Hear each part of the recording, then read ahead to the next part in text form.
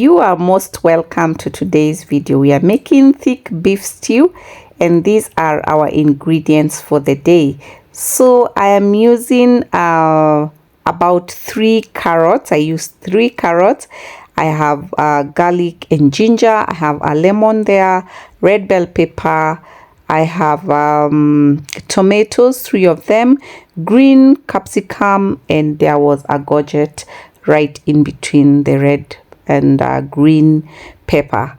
Then we have, of course, our boiled beef. This is boiled and it had been in the freezer, so it thawed overnight, and you can see it's well cooked. Even the bones are falling off the meat.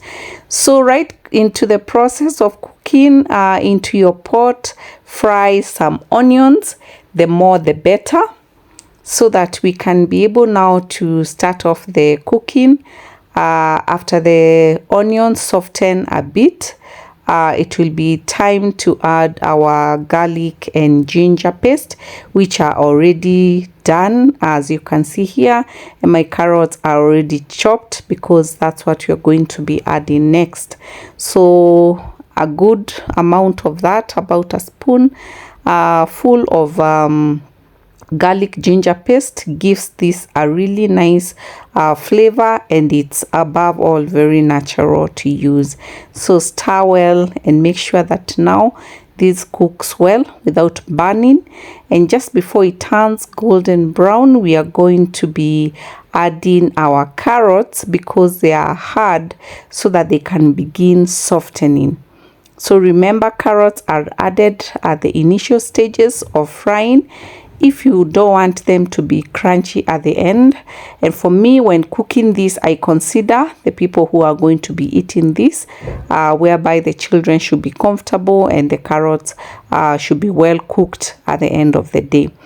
Then our beef now is what we are going to add.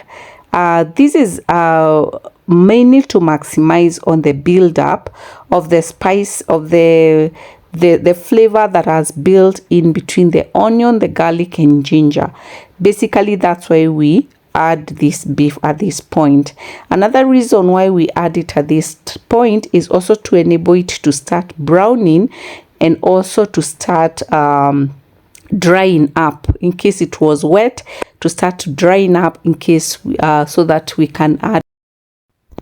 So let me introduce you to the spices that I used. I have garam masala. I love garam masala because it's a blend of different spices in it. It's also black pepper, some cumin seeds, and a few others that I may not recall at this point. And then I added paprika. This gives such a nice color to the stew at the end of it. Then I'm going to be adding a 3/4 tablespoon of tomato paste. This is tomato paste and not tomato sauce. There are people who ask me how I keep my tomato paste fresh in such a big tub. I put it in the fridge, and then while using, I ensure that I scoop only with a clean spoon and return it immediately back to the fridge. As you can see, it's fresh and has no sign of mold. Lastly, there is salt to taste. Then at the end, I will show you how we use the lemon that is appearing here. Such a fresh lemon. So let's get into the cooking. So just before we begin cooking, let me show you how I blended my vegetables. We have the courgette or zucchini there. We have our tomatoes, we have our green and yellow, green and red capsicum. If you have yellow, add, but for me, I didn't have it, and if I had it, I'm not sure. I don't like it in the stew. I use it more on the salads and such stuff. So blend roughly, don't overdo the blending, because the coarse output allows the beef stew to thicken quite well. So that's what I was trying to check, whether my consistency is good, and it is perfect. So we go on to check how our beef is doing. The aroma coming from here, it's excellent, and I tell you, here you have to apply discipline so that you don't finish all the meat with the tasting and checking how it's going. Now it's time to build up our spices. I started off with the garam. I will add paprika. At this point, I will just tell you to add the spices to your liking, and then my tomato paste.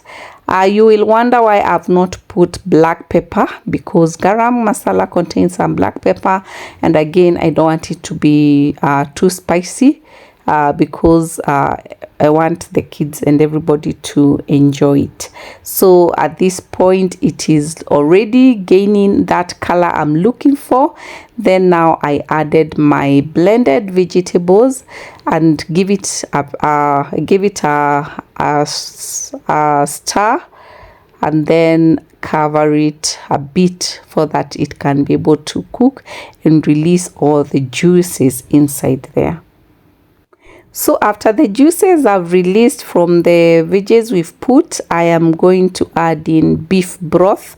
When I boiled this beef the previous day, I kept my beef broth well, and that is what is going to assist to stew or to add liquid to it. So I had forgotten to show you soy sauce. You need about a tablespoon to 2 tablespoons of soy sauce.